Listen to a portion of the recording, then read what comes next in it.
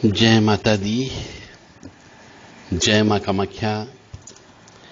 देव Radha trust Satyavani channel. ओम अर्यमाय नमः, ओम पितृभ्यो नमः। प्रश्न ये है कि क्या श्राद्ध पक्ष में जन्मदिन की तारीख आती हो या तिथि आती हो तो क्या जन्मदिन मनाना चाहिए?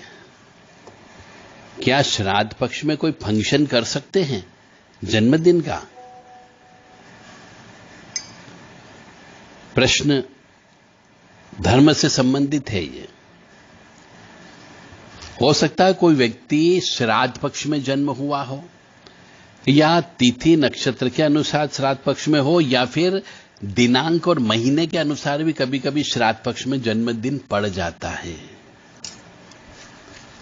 क्योंकि ऐसा तो है नहीं कि श्राद्ध पक्ष में बच्चे पैदा नहीं होते। तो प्रश्न यहां पर यह है कि क्या श्राद्ध पक्ष में जन्मदिन मनाना चाहिए?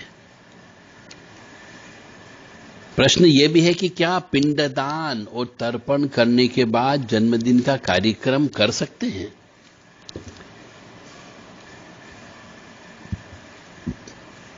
शास्त्र में,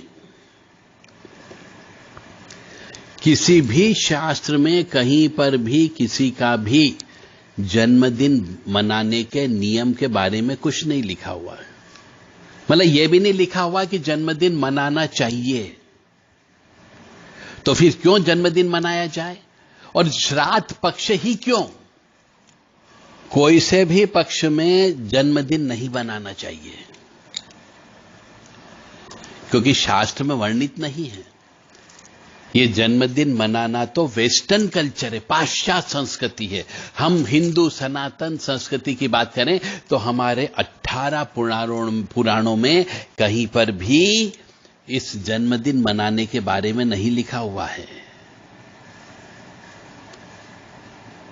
और लगभग 108 वेद लिखे गए हैं। ऋग्वेद, यजुर्वेद, सामवेद, अथर्ववेद और उपनिषद हैं जो 108 हैं। उनमें भी कहीं पर भी जन्मदिन के बारे में नहीं लिखा गया है। और मनु की स्मृतियां हैं 18 पुराण, रामायण, महाभारत, वेद, उपनिषद, इवन गीता जी में भी नहीं लिखा किसी के भी जन्मदिन मनाने के बारे में। तो न जाने क्यों हिंदू सनातनी लोग जो है आजकल जन्मदिन मनाने लगे हैं, केक काटने लगे हैं और अग्नि को फूंक से बुझाने लगे हैं। कितना गलत काम कर रहे हैं, जो कहीं पर लिखा ही नहीं, शास्त्रों में वर्णित नहीं है। और फिर कहेंगे कि साहब हम तो हिंदू सनातनी हैं। अरे हिंदू सनातनी हो तो हमारी जो वेदों पुराणों में लिखी उस बात को मानो। तो जन्मदिन मनाने के बारे में किसी भी जगह कुछ भी नहीं लिखा हुआ है। तो आपको जन्मदिन नहीं मनाना चाहिए, चाहे वो श्राद्ध पक्ष हो या साधारण समय हो। मृत्यु तिथि के बारे में लिखा है, श्राद्ध पक्ष मनाने के बारे में जरूर बताया गया है इन सब किताबों में। और तर्पण आदि क्रिया जब करते हैं तो फिर तो खुशियां मना ही नहीं सकते। जन्मदिन मनाने का कोई विधान ही नहीं है और मृत्यु ही सत्य है। इसी कारण मृत्यु की तिथि ही सर्वमान्य होती है। मृत्यु की तिथि को मनाएं, पिंडदान करें, अपने पूर्वजों को, पितरों को याद करें, उनको यथोचित सम्मान दें। यह उचित है। भगवान राम ने कभी अपना जन्मदिन नहीं मनाया, श्री कृष्ण ने कभी अपना जन्मदिन नहीं मनाया।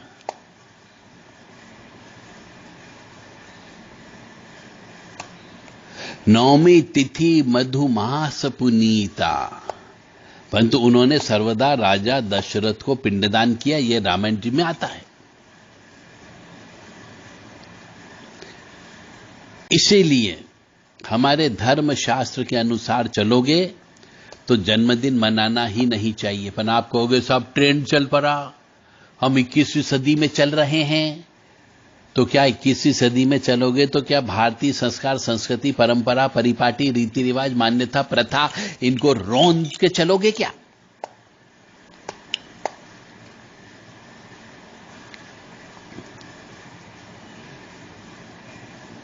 सनातनी नियम है कि दान पुण्य करना चाहिए, दीप को बुझाना नहीं है, केक को काटना कुरीति है। इसीलिए आपको अपना जन्मदिन नहीं मनाना चाहिए।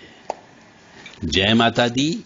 जय मां का मत है, चाहे श्राद्ध पक्ष हो, चाहे दिवाली का दिन हो, चाहे होली का दिन हो, चाहे बहुत बड़ी कोई सा भी दिन हो, आपको जन्मदिन मनाना ही नहीं चाहिए। जय माता दी। जय मां कामाख्या। मां भगवती जगत जननी आप सबको सद्बुद्धि प्रदान करे। दुर्गति नाशिनी दुर्गा जय जय, काल विनाशिनी काली जय जय, उमा रमा ब्रह्मानी जय जय, सीता राधा रुक्मणी जय जय। दुर्गति नाशिनी दुर्गा जय जय, काल विनाशिनी काली जय जय, उमा रमा ब्रह्मानी जय जय, सीता राधा रुक्मणी जय जय। दुर्गति नाशिनी दुर्गा जय जय, काल विनाशिनी काली जय जय, उमा रमा ब्रह्मानी जय जय, सीता राधा रुक्मणी जय जय। दुर्गति नाशिनी दुर्गा जय जय, काल विनाशिनी काली जय जय, उमा रमा ब्रह्मानी जय जय, सीता राधा रुक्मणी जय जय। दुर्गति नाशिनी दुर्गा जय जय, काल विनाशिनी काली जय जय, उमा रमा ब्रह्मानी जय जय, सीता राधा रुक्मणी जय जय। देव राधा ट्रस्ट सत्यवाणी चैनल से आप हिंदू सनातन धर्म के रहस्यमय ज्ञान को सुनते हैं। जय मां।